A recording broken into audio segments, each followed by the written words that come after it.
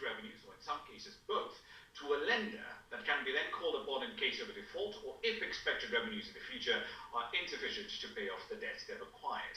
The IMF is reiterating that Ghana is still at high risk of debt distress and it needs to strengthen significantly both fiscal discipline and transparency as well.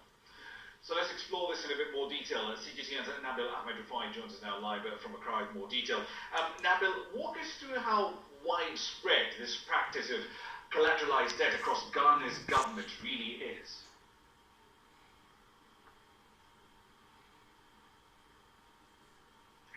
Rama, this practice is not new in Ghana. We know that Ghana has natural resources when you talk about oil, when you talk about cocoa, and these are the natural resources that the government, subsequent governments have had to rely on to get these loans from multinational companies and even governments of other countries. So it's nothing new. It's actually widespread in Ghana. We know that even this year, Ghana had to rely on what's called the cocoa syndicated loan, where it's actually secured a 1.3 billion loan from some financial institutions, international financial institutions, to prop up its cocoa sector.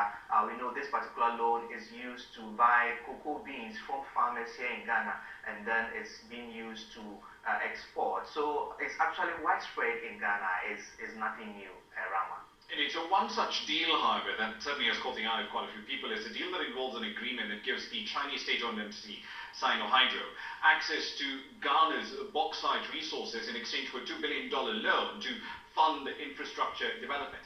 How and why was that deal arrived at?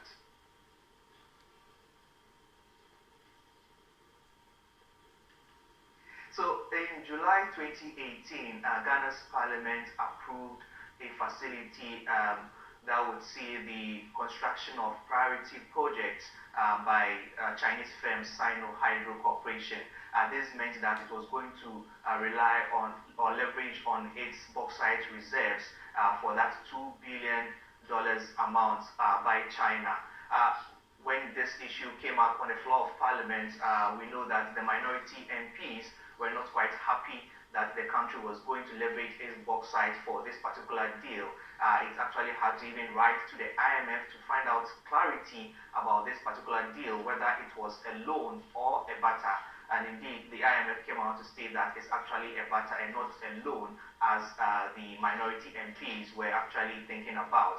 Now, the current government said it had to strike this deal, this Sino-Hydro deal, because the country has infrastructure deficit of about $30 billion US dollars, and it's as a result of inadequate financial resources. So going for these collateral debts actually is going to be used for infrastructure projects in the country, and that's why we had to really resort to this particular deal from Sino-Hydro, Rama. Are there any efforts at the moment to try and renegotiate the terms of some of the debt that Ghana has on its books, including these collateralized debt facilities?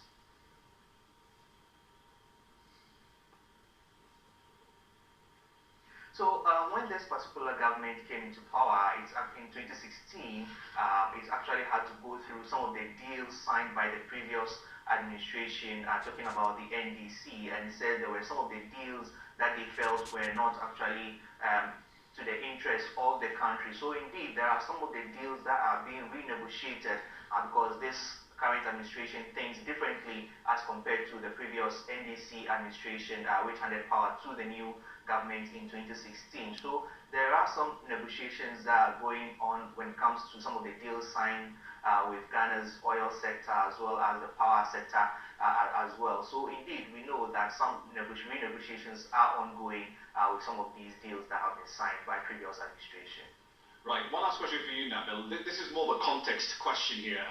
Ghana is a key exporter of a broad range of commodities. Gold is among the top 5 producers on the continent, second largest producer of cocoa, it's an oil producer, but its debt to GDP ratio has been rising steadily for years now. It's forecast to end this year 63% of GDP.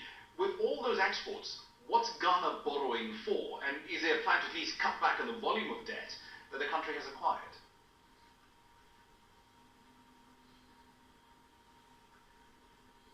So, Rama, Basically, these borrowing are actually geared towards servicing Ghana's infrastructural deficit, which, as I said earlier, hovers around $30 billion US.